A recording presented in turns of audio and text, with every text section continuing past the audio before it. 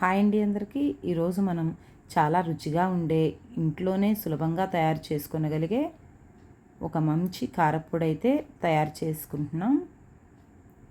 అదేంటో ఇప్పుడు చూద్దాం. అదైతే అవిసె గింజల కారప్పొడి అండి.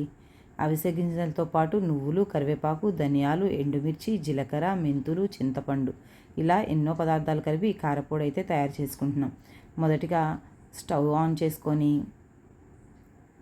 ఒక ప్యాన్ పెట్టుకొని దానిలో అవిసె గింజలు అయితే వేసుకోవాలండి. ఈ అవిసె గింజల్ని సన్నని మంట మీద వేపుకోవాలి. మనం హైలో పెట్టుకున్నామంటే ఇవి వేగకోకుండానే ఫ్రై అయిపోతాయి. మంచిగా వేగకోకుండానే, ఈవెన్గా వేగకోకుండా. అయితే మనం ఈ విధంగా చిన్నగా సన్నని మంట మీద పెట్టుకొని వీటిని ఈ విధంగా కలుపుకోవాలి.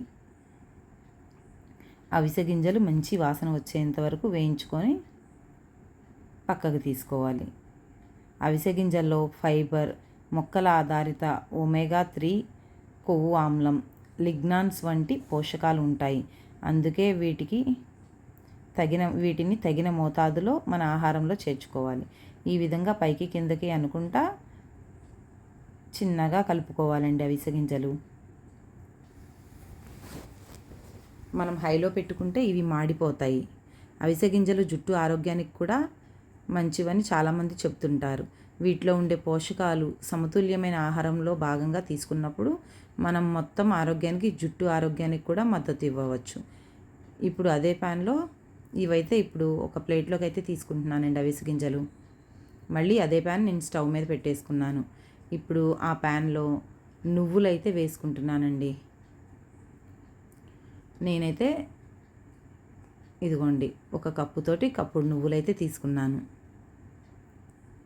నువ్వులు కూడా మంచి పోషకాలు కలిగిన విత్తనాలు.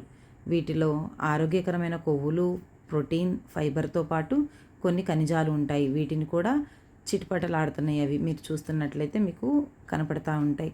ఇవి చిటపటలాడేదాకా వీటిని వేపుకోవాలి. నువ్వులు కూడా మంచి వాసన వచ్చేంత వరకు వేయించుకొని పక్కకు పెట్టుకోవాలి. ఇదిగోండి మీకు చూపిస్తున్నాను చూడండి, అవి ఎగురుతున్నాయి నువ్వులు. ఈ విధంగా అన్నీ సన్నని మంట మీదే వేపుకోవాలండి. ఏ ఒక్కటి హైలో పెట్టుకోకూడదు. నువ్వులు కూడా వేగిపోయాయి.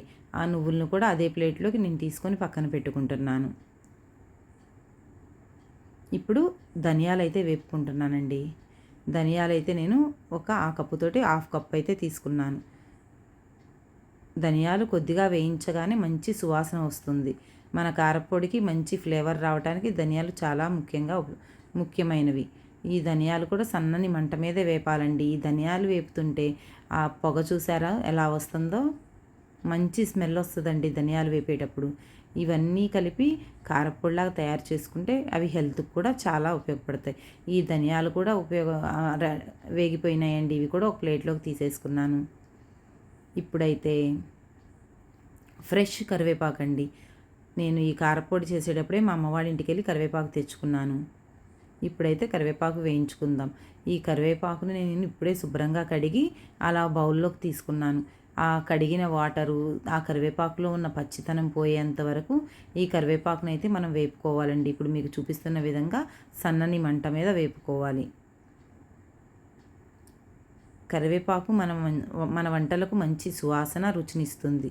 ఇందులో కూడా కొన్ని విటమిన్లు, ఖనిజాలు, మొక్కల ఆధారిత సమ్మేళనాలు ఉంటాయి. ఇది హెయిర్ గ్రోత్కి బాగా ఉపయోగపడుతుందండి. కరివేపాకు డైరెక్ట్గా పిల్లలు మనం టిఫిన్స్లో కానీ లేదంటే ఏమైనా కర్రీస్ వండేటప్పుడు కానీ కరివేపాకు వేస్తే పిల్లలు తినరు కదా. ఇలా కారపొడిలోనో నేనైతే చట్నీ చేసేటప్పుడు చట్నీలో మిక్సీ పట్టేసి వీటిని కూడా వేపేసి పల్లీలతో పాటు చట్నీ వేలతో మిక్సీ పట్టేసి డైరెక్ట్గా నేను తాలింపు వేసేసుకుంటాను. ఎందుకంటే అప్పుడు వాళ్ళకి ఆకులు కనపడవు కదా. ఇదిగోండి కరివేపాకు అయితే వేగిపోయింది. కరివేపాకు కూడా అదే ప్లేట్లోకి తీసేసుకుంటున్నాను.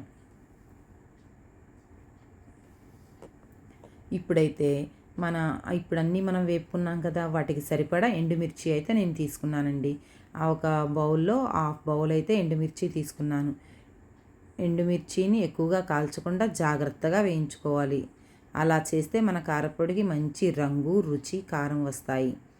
అదే మనము హైలో పెట్టి వేపేసుకున్నాం అనుకోండి, ఆ ఎండుమిర్చి మాడిపోతాయి. ఎండుమిర్చి త్వరగా వేగిపోయాయండి.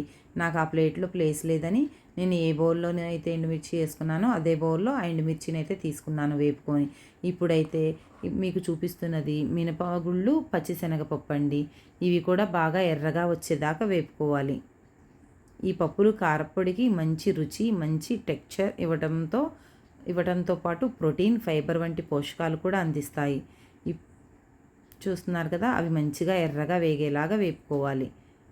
ఈ పచ్చిశనగపప్పుని, మినపగుళ్ళుని మాడకుండా సన్నని మంట మీద వేపుకోవాలి. ఇదే టైంలో కొంచెం జీలకర్ర, మెంతులు కూడా వేసుకుంటున్నాను. జీలకర్రను కొంచెం వేయించగానే వచ్చే సువాసన చాలా బాగుంటుందండి. మెంతులు కూడా మన వంటల్లో ఉపయోగించే మంచి మసాలా దినుసులు కాబట్టి తగినంత మాత్రమే వేసుకోవాలి. తర్వాత కొంచెం చింతపండు అయితే వేసుకుంటున్నాను. చింతపండు మన కారప్పొడికి మంచి పుల్లటి రుచిని ఇస్తుంది. కారం, పప్పులు, విత్తనాలతో కలిసినప్పుడు ఈ రుచి చాలా బాగుంటుంది. ఆ చింతపండును కూడా కలుపుకొని వీటిలో వేపుకోవాలండి. ఇప్పుడు మీకు చూపిస్తున్న విధంగా ఇలా కారప్పొడిని అయితే వేపుకొని ఇంకా నేనైతే స్టవ్ ఆఫ్ చేసేసుకున్నాను. ఆ ప్యాన్కున్నది స్టీల్ ప్యాన్ కదండి, ఆ ప్యాన్కున్న వేడితోటే ఇవైతే హీట్ అవుతాయని నేనైతే స్టవ్ అయితే ఆఫ్ చేసేసుకున్నాను. ఇవి కూడా ఒక బౌల్లోకి అయితే నేను తీసేసుకుంటున్నాను. ఇవన్నీ బాగా చల్లారాలండి. ఇవన్నీ బాగా చల్లార్చనిచ్చి ఇదిగోండి ఎండుమిర్చి ఇవన్నీ ఒక ప్లేట్లో తీసుకున్నాను కదా, అవి చల్లారాక మనమైతే దీన్ని మిక్సీ పట్టుకోవాలండి. మీకు వెల్లుల్లిపాయ చూపించడం మర్చిపోయాను. ఇదిగోండి ఆ వెల్లుల్లిపాయలు కూడా ఇలా పక్కన పెట్టుకోవాలి. ఇప్పుడైతే ఇదిగోండి కరివేపాకు మీకు చూపిస్తున్నాను కదా, ఈ విధంగా మనం నలిపితే నలిగిపోవాలండి కరివేపాకు. ఇవన్నీ కలిపి మనం ఒక మిక్సీలో తీసుకోవాలి. చాలా ప్రోటీన్స్, ఫైబర్ అన్నీ ఉంటాయండి. ఇవి చాలా హెయిర్ గ్రోత్ పెరగడానికి ఉపయోగపడుతుంది. ఇది మనం అన్నం తినేటప్పుడు ప్రతిరోజు అన్నంలో ఒక 2 ముద్దలు కలుపుకొని తింటే చాలండి. ప్రతిరోజు ఒక నెల రోజుల పాటు ఇలా తినండి. ఇప్పుడు తగినంత సాల్ట్ అయితే వేసుకుంటున్నాను. వేసుకొని ఈ విధంగా నేను పౌడర్ పట్టుకున్నాను. ఈ టైంలో వెల్లుల్లిపాయలు కూడా వేసుకున్నాను. వెల్లుల్లి రెమ్మలు కూడా ఇలా నేను పీల్ తీసుకొని పక్కన పెట్టుకొని ఇదిగోండి మిక్సీ పట్టి చూపిస్తున్నాను. చూస్తున్నారు కదా, మనకైతే కారపొడి, అవిసె గింజల కారపొడి అయితే రెడీ అయిపోయిందండి. ఇది మీరు ఏ కూరన్నా చేసుకోండి, కానీ ఇది ప్రతిరోజు ఒక 2 స్పూన్లు, ఒక 2 ముద్దలు అన్నంలో తింటే హెయిర్ గ్రోత్కి ఉపయోగపడుతుందండి. మనం ఇడ్లీలోకి తినొచ్చు, దోశల్లోకి తినొచ్చు, దేంట్లోకైనా తినొచ్చండి. మనకైతే ఈ కారపొడి రెడీ అయిపోయింది. ఈ వీడియో మీకు నచ్చిందనే అనుకుంటున్నాను. ఈ హెల్తీ వీడియో, ఈ కారపొడి వీడియో మీకు నచ్చినట్లయితే నా వీడియోకి ఒక చిన్న లైక్ ఇచ్చేసేయండి, షేర్ చేయండి, కామెంట్ పెట్టండి, సబ్స్క్రైబ్ చేయండి. ఈ వీడియో నచ్చితే లైక్ చేయండి, షేర్ చేయండి. Thank you.